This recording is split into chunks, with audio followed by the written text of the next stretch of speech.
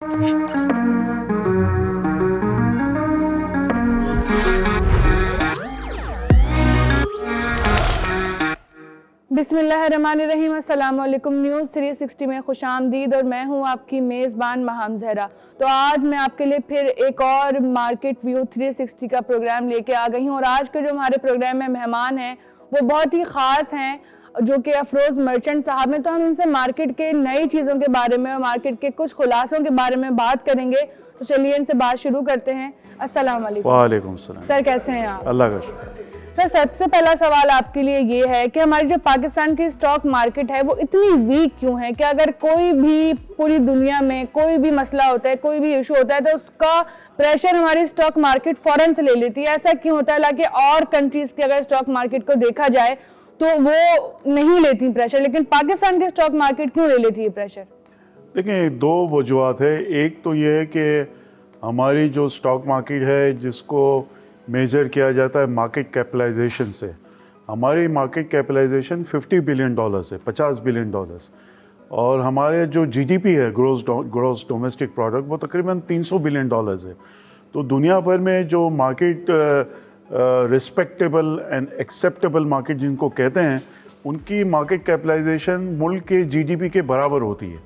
तो हमारा सिर्फ $50 बिलियन है, मुल्क का जीडीपी $300 बिलियन है, तो हमारी बहुत छोटी मार्केट है।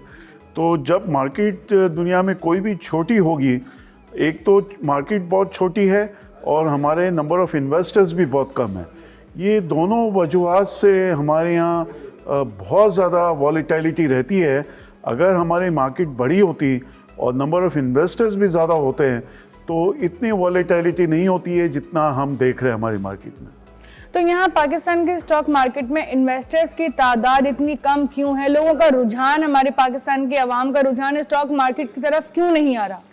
देखिए, मैं समझता हूँ कि मैं कहना चाहिए मुझे, मैं यही बात पाकिस्तान टेलीविज़न में के इंटरव्यू में भी मैंने कहा है कि मुझसे अगर 3 वजूहात पूछा जाए कि क्यों ऐसा है, तो मैं पहली वजह कहता है वो एजुकेशन, दूसरी वजह भी एजुकेशन और तीसरी वजह भी एजुकेशन।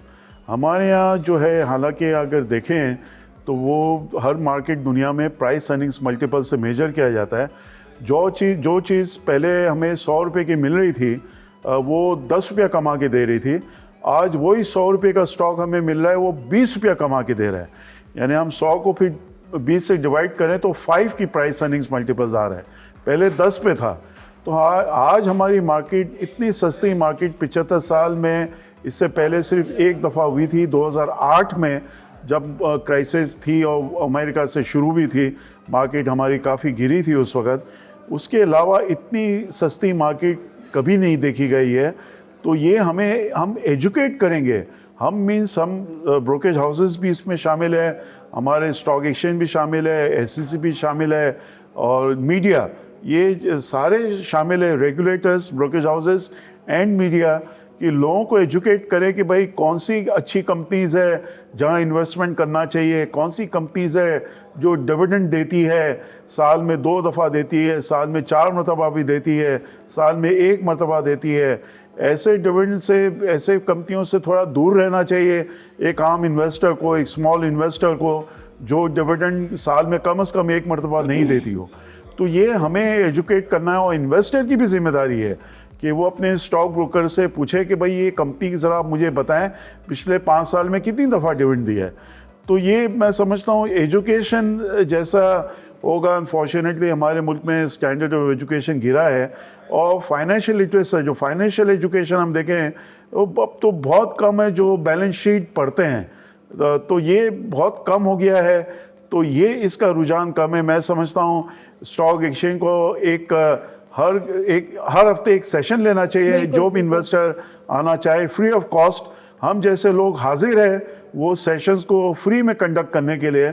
हमारे जैसे बहुत और भी ब्रोकरेज हाउसेज है जिनके सीईओ है जो प्रोफेशनल तरीके से लोगों को बता सकेंगे कि भाई ये सारे फंडामेंटल कॉन्सेप्ट्स कैसे होते हैं, अर्निंग्स यील्ड किसको कहते हैं, डिविडेंड यील्ड किसको कहते हैं, प्राइस अर्निंग्स मल्टीपल्स किसको कहते हैं, ब्रेकअप वैल्यू ऑफ शेयर किसको कहते हैं।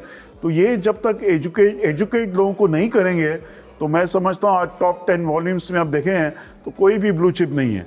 कभी एक होती है, दो होती है, अदरवाइज ये टॉप 10 में आप उसको सेकंड टियर स्टॉक्स कहें या थर्ड टियर कहें, पेनी स्टॉक्स कोई कहें, कोई कहता है जो कचरा स्टॉक्स है, कोई कहता है गैमलिंग स्टॉक्स है, वो बात एक ही है कि ब्लू चिप्स पे रुझान नहीं है। जब तक हम लोगों को सिखाएंगे नहीं ब्लू चिप्स में इन्वेस्ट करना, वो लोग नहीं करेंगे। वो अपना एक हाथ जलाएंगे, वो वापस आएंगे, दूसरा हाथ भी जलाएंगे, जैसा वो परवाना शमा के पीछे जाता है तो वो जलने के बाद भी दोबारा जाना चाहता है। तो ये हम फिर वो जब दोनों हाथ जलते हैं तो वो लोगों को बताते हैं कि कभी स्टॉक मार्केट नहीं आना। तो ये सारी चीज़ें एजुकेशन नहीं, मैं समझता हूँ, जिसकी वजह से हमारी मार्केट में इन्वेस्टर्स इतने कम हैं।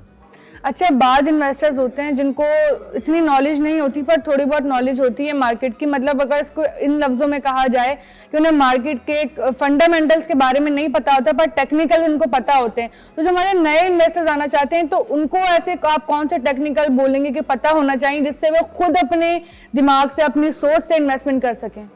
देखिए, इसमें मैं ये नहीं कहूँगा, because I respect technical analyst as well, क्योंकि हम we come from different school of thought, the very old conservative school of thought. तो हमें वो टेक्निकल समझ में नहीं आते। हमें देखना है फाइनेंशियल स्टेटमेंट में कंपनी प्रॉफिट कर रही है, नहीं कर रही है, वो सारा फंडामेंटल्स में आता है, वो टेक्निकल में नहीं आता है। तो हम फंडामेंटल एनालिसिस को बिलीव करते हैं, हम टेक्निकल एनालिसिस को बिलीव नहीं करते हैं। लेकिन एक यंग जनरेशन है और उसमें भी हमने देखा है कि कोर्सेज होते हैं, प्रोफेशनली क्वालिफाइड होते हैं, टेक्निकल एनालिस्ट के कोर्सेज होते हैं, तो वो भी है, वो ठीक है अपने हिसाब से। वो टेक्निकल बहुत सारे इन्वेस्टर्स और टेक्निकल एनालिस्ट को भी फॉलो करते हैं। हम जैसे लोग हैं वो फंडामेंटल्स को फॉलो करते हैं। अच्छा, आपके हिसाब से इस वक्त पाकिस्तान में क्या कोई ऐसा प्लेटफॉर्म है जहां पे फाइनेंशियल एजुकेशन दी जा रही हो? देखिए, SCCP ने बहुत अच्छा एक काम किया। सिक्योरिटीज एक्सचेंज कमीशन 5 साल से ज़्यादा हो गया है।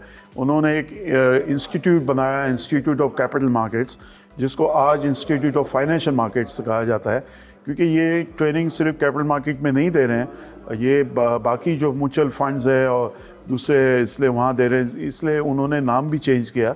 ये काफ़ी कोर्सेज करा रहे हैं, ये सर्टिफिकेशंस भी करा रहे हैं। लेकिन मैं इनसे रिक्वेस्ट करूँगा, अगर ये लोग इंटरव्यू देख रहे हो, कि ये हमें और बहुत ही रेगुलर बेसिस में एक आम आदमी जो है, एक इन्वेस्टर के पर्सपेक्टिव से जो ब्रोकेज हाउस में काम कर रहे हैं, उनके लिए सर्टिफिकेशन कोर्सेज ये कर रहे हैं। लेकिन मैं समझता हूँ कि एक इन्वेस्टर भी है, उनको हफ्ते में एक दिन आके उनको लेक्चर दें कि भाई कैसे इन्वेस्ट करना चाहिए, कहाँ इन्वेस्टमेंट करना चाहिए, क्यों करना चाहिए, इन्वेस्टमेंट के रिस्क क्या है, उसके क्या बेनिफिट्स है, लॉन्ग टर्म बेनिफिट्स उनको बताया जाए। तो ये एक कमी है डेफिनेटली, वो मैं समझता हूँ एक वाहिद जो है, और कुछ प्राइवेट इदारे में भी है, लेकिन प्राइवेट सेक्टर में इतने ट्रेनिंग के इंस्टीट्यूट्स नहीं हैं। बहुत सारे सब्जेक्ट्स में है, लेकिन हमारे कैपिटल मार्केट में ट्रेनिंग के इंस्टीट्यूट्स बहुत कम है। मैं समझता हूँ ये ज़्यादा प्राइवेट सेक्टर में होने चाहिए, फिर जाके हम कह सकते हैं कि एक कैपिटल मार्केट में हम फाइनेंशियल लिटरेसी हम उसको इंट्रोड्यूस करने में हम कामयाब हुए। अच्छा, आप नए आने वाले इन्वेस्टर्स को नए साल के मार्केट के हिसाब से क्या मशवरा देना चाहेंगे कि वो किन बातों का ख्याल रखें मार्केट में इन्वेस्टमेंट करने से पहले? देखिए, मैं उसको समराइज़ करूँगा जो मैंने बातें की है, कि देखें बहुत ही सेफ प्ले करना चाहिए। देखें, एक बड़ा इन्वेस्टर होता है, वो उसका रिस्क एपेटाइट ज़्यादा होता है, वो रिस्क ज़्यादा ले सकता है, वो रिस्की स्टॉक्स में इन्वेस्ट कर सकता है।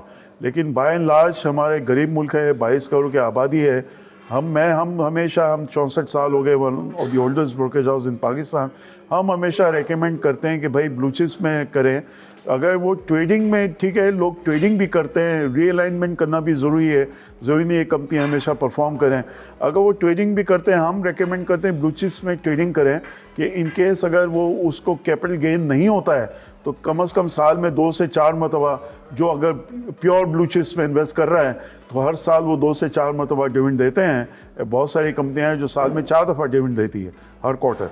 तो कम से कम वो गेन नहीं हो रहा है तो उसको डिविडेंड तो मिलता रहे, उसका किचन चलता रहे। तो हमारी तो उनसे यही गुजारिश होगी, ट्रेडिंग करें, हम भी करते हैं, हम क्लाइंट्स को भी रेकमेंड करते हैं, लेकिन हम रेकमेंड करते हैं कि ब्लू चिप्स में ट्रेडिंग करें। Thank you so much sir, बहुत अच्छी ब्रीफिंग दी आपने। मतलब इन्वेस्टर्स को भी ये वीडियो देखने के बाद एक उनका माइंडसेट क्लियर हो जाएगा कि उन्हें मार्केट में किन चीज़ों को फॉलो करना चाहिए और ये नहीं कि आप किसी के बात पर, किसी के टिप पर मार्केट पे काम करें। आपको खुद भी पता होना चाहिए कि आप जिस कंपनी में पैसा लगा रहे हैं वो कितनी स्टेबल है। ये तो बेवकूफ़ी होगी ना कि आपको पता ही नहीं और अपने पैसे ऐसे ही लगा दिए। तो एहतियात करें और इन चीज़ों को ज़रा देखभाल के आप मार्केट में काम करें। पहले खुद उस चीज़ के बारे में पता करें, फिर ही इन्वेस्टमेंट करें, तो आप लोग कभी भी नुकसान पे नहीं जाएंगे। तो उम्मीद करती हूँ कि आज की वीडियो से आपको बहुत कुछ सीखने को मिला होगा। इंशाल्लाह आपसे फिर मुलाकात होगी किसी नए प्रोग्राम के साथ। तब तक के लिए मुझे इजाज़त दीजिए। अल्लाह हाफिज़।